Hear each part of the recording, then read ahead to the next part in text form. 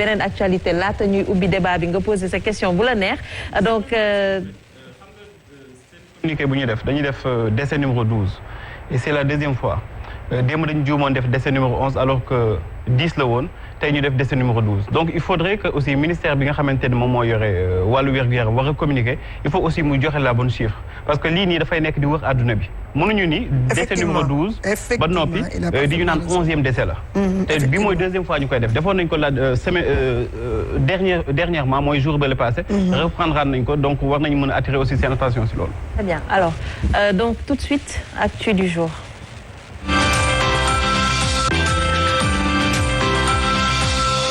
L'actualité ñu si ànd ak Khady Colonel Gueye bonsoir à toi Khady.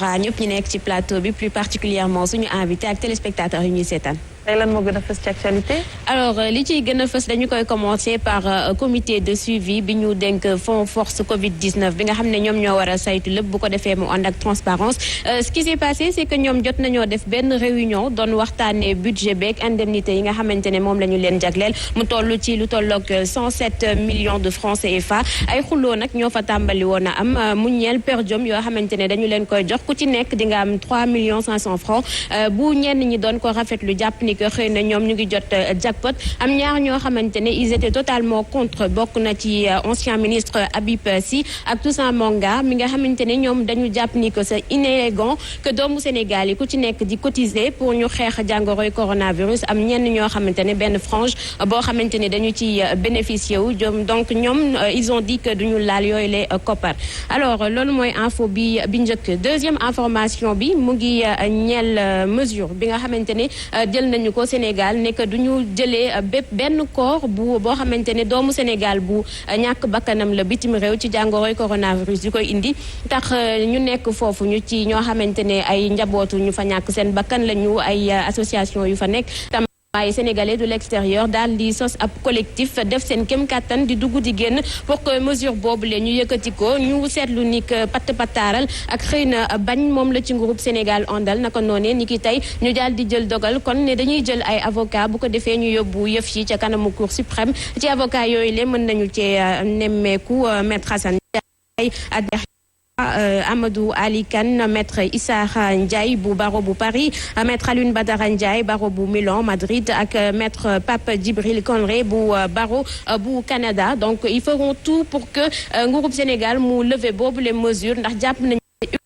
bu ñu nemmeekoo ni am na corps yu bari yu bloqué ci morgue yi ci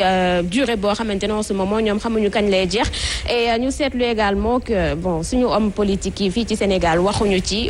loolu waxuñu ci yeneen mesures yu bari yoo xam ne njiitu réew bi jël nañu ko bi coronavirus bi tàmbalee ba tey ñoom itam on dirait qu'il n'existe pas opposition bi ci loolu sax Fatou Abdou Ndiaye def na ci taxaw seetlu dañuy dem déglu ko après dellu si waat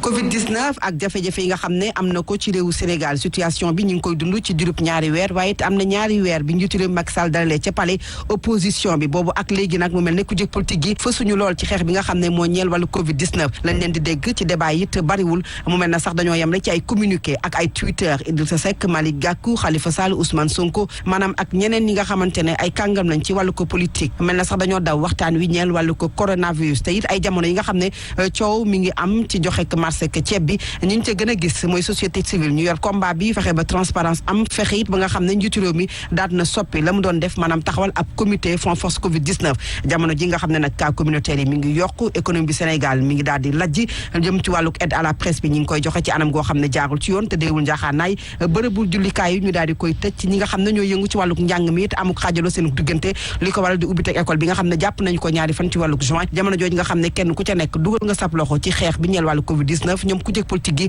mel na dañoo nekk ci ab silence boo xam ne kenn xamul lu waral seen ko patiral voilà gis nañu ko laajte bi Fatou Abdou Ndiaye taxaw samp gis nañu ni que ñu ngi ubbiwaat école yi ñoom waxuñu ci tëj nañu jumaa yi waxuñu ci ak yeneen i mesures yu njiitu réew bi jël yoo xamante ne xëy na ñu bari ci askan wi arrangé wu leen wala jàpp nañu ni mënoon nañu ko defee neneen mais kujje gi ñoom en tout cas ce qui est malheureux ñu seetlu ko mooy ni que ils sont aphone ne lii moo gënoon fës tey ci lu ñeel wàllub actualité jox leen rendez-vous demain incha allah. Inch'Allah, on se retrouve demain. Inch'Allah. Toujours à la même heure. On va réduire le tableau demain. Inch'Allah, il le faut. Merci à toi Khady. Donc peut-être delluwaat ci invité bi Ndeye Dime une question très rapidement laata ñuy jël Mambay pour mu ñëw defal ñu article phare de la presse du jour. voilà xanaa rek xëy na mu ñëwaat ci communication bi ñu def ci nombre de Sénégalais décédés du Covid-19 ñu ngi wax 80 Sénégalais tey jii chiffres yi exactement yéen en tant que député de la diaspora ban liggéey ngeen ci def. Par rapport au décès de la diaspora. oui parce que nit ñi dañ doon wax ni 80 bu subaa ñu ne 90 et cetera. Justement c'est un peu exagéré quand même moi je pense Oui. parce que xam nga dafa am foo xamante ne yenn saa yi aussi dañu mélanger les chiffres jàpp ni ñi décédé ci période bi yëpp mais ceux décédés du Covid-19 mun nañ bañ a évaluer ba egg foofu mais quand même ñi décédé ci période bi yëpp war nañ mën a toll ci loolu mais nekk ci ñoo xamante ne ñoo ngi des foofu ñun aussi liggéey bi ñu ciy def mooy suñu xëyee xam suñu rapport yi ñu am yëpp par rapport ak pays parce que ñun ku ci nekk ak pays bi nga géré ñu dugg ci benn plateforme waxante ci ku nekk indi li nga am ñu def sommation bi def calcul bi xam ku ci nekk li nga am ak ci nombre de décès bi ak fi nga toll ci feebar bi ak yu bëri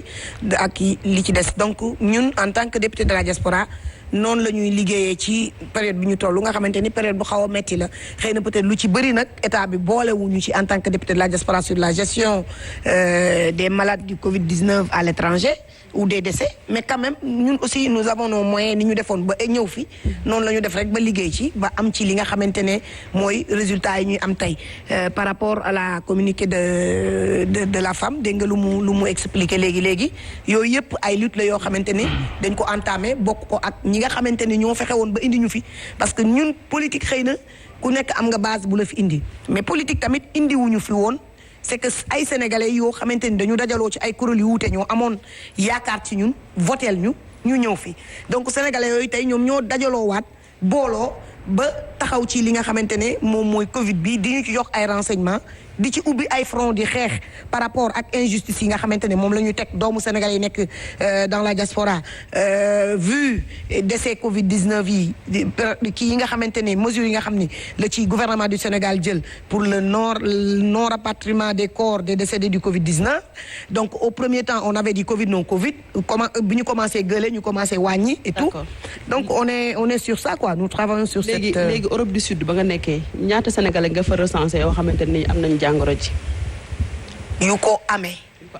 xam nga pour beneen nga xamante ni dañ ci décédé parce que ñu ci bëri dañuy wax ni diaspora bi député yi fa nekk li ñu waroon defuñu ko tey nga nekk Europe du Sud ñu bëggoon xam ci wàll boobu noonu ñaata sénégalais ñoo fa décédé ci Covid bi. jusqu'à présent man mun naa la wax ni la bu ñu duggee ci côté boobu rek mun nañu juum parce que xam nga nit ñun Italie laa lay wax man ni muy doxee Italie. ñoom waxuñu sax ils sont tenus par le secret professionnel en matière de médecine parce que moi quand je parle je fais partie du corps médicinal donc waxuma la sax di la wax naan la mais yow ci sa bopp raferte bi nga xamante ni mooy analyse yi lay wax ne am nga Covid duñ la ko jox donc il serait très difficile de compter ñi nga xamante ni ñoo am Covid mais pour le nombre de décès je vais vous donner que nous sommes entre les 5 et 6 décédés sur le Covid-19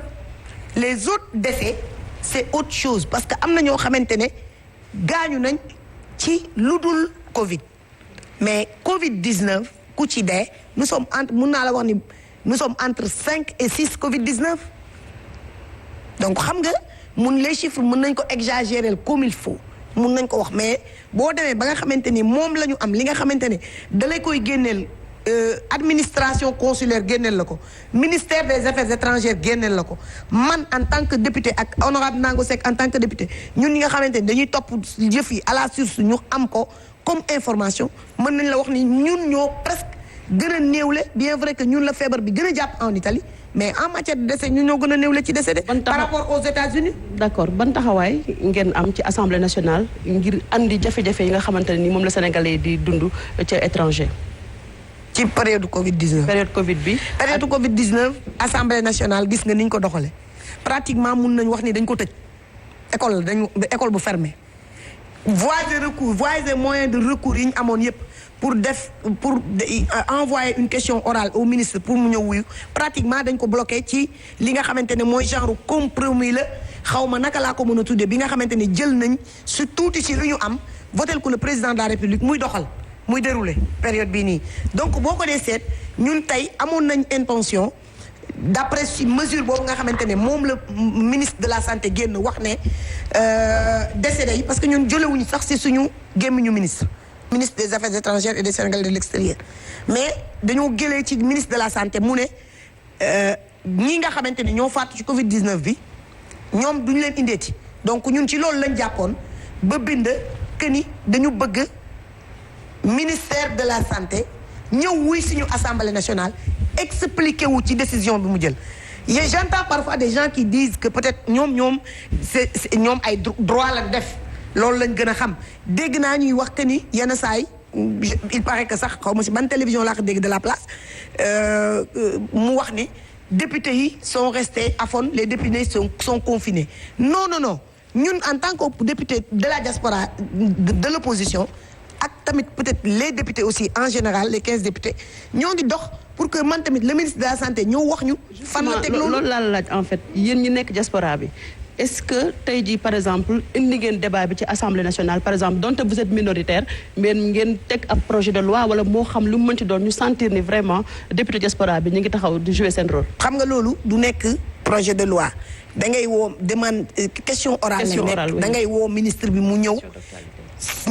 ñu nga yóbbu ko ci président Moustapha Niasse mu revisiter ndax mën na nekk ndax mënul nekk ndax permettre nañu ko ba pare ñu mun a woo ministre bi entre benn un mois su ministre bi tontuwul nga doog a jël acte yow mën a réagir yaa ngi dégg voie de recours yi ñu waroon am lii ma lay wax processus bii ñu defal Macky Sall xëy na am na loo xamante ni bloqué na ko ci ba tax na ñun ñu jàpp ni ñoom ñoo yore suñuy communication ak suñu xam-xam en matière de droit conseiller wuñ ñu continuer ci procédure boobu or que ñun waroon nañu am droit woole ñu ñëw wuy si mais jusqu'à présent ñoom fi ñu takk affaire bi mooy comme que le président maintenant est habilité à peut-être réagir ci période bi ñun mënuñu def loolu moo tax ma ne la boobu liggéey la woon boo xamante ne ñun jàppoon nañ ni war nañ ko mën a def dox nañ ci waxtaan nañ ceeg suñu peut-être conseiller koo xam ku mel ni le président Doudou Wade yu ci bari ñun en tant que opposant et député moom moo ñu yore moom moo ñuy wax exactement ce que nous pouvons faire et ce que nous pouvons pas faire. alors honorable boo gisee peut-être loolu nga xam ne kàddu la jógee ci ñi seen xam-xam màcc ci wàllu ko yoon ñu gis ne da ngeen mel ne ko confiner seen bopp bi mbir yi amee ba tey dañu déggul député yoo xam ne taxaw nañu ci même si loi d'habilitation ne donne pas quand même droit yëpp président de la République ba tax na yéen du ngeen wax est-ce que également les outils juridiques député yi am nañu ko pour que yu mel nii bu amee ñu mën a xam fan la ñuy aw ak lu ñuy def. Effectivement, mais moi je pense que comme tous les autres députés c'est ce que je pense comme nous man damay wax su may wax comme man damay wax comme honorable Nango nous avons des conseillers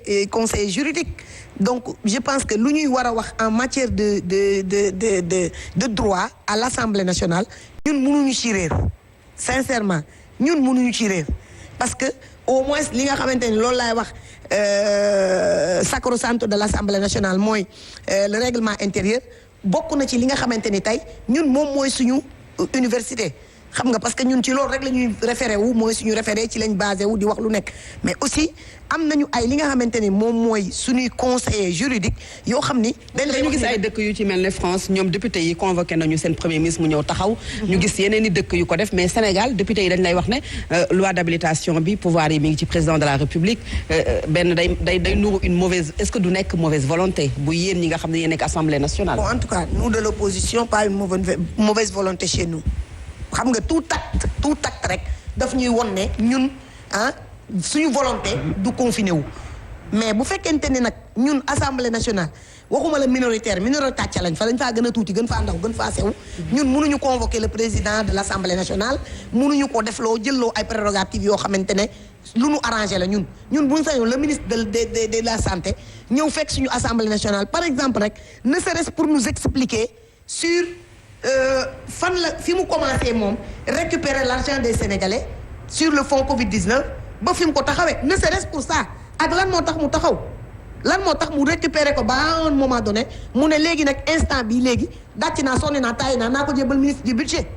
le ping-pong entre le ministre du budget et le ministre de la santé sur la gestion du fonds Covid-19 ne serait-ce pour ça waroon na ñëw nuy si ñu mais du ñu wuy si parce que tout simplement le Sénégal marche comme ça le Sénégal fonctionne comme ça le Sénégal fonctionne sur la base du matéisme maa moom gouvernement bi maay bëgg a sekk maay maa daaro maay góor ga ca mberaay lu ma neex laay def xam nañ ko donc moo tax ñun aussi amuñu droit woo benn ministre parce que benn ministre du ñu wuy si waaw honorable député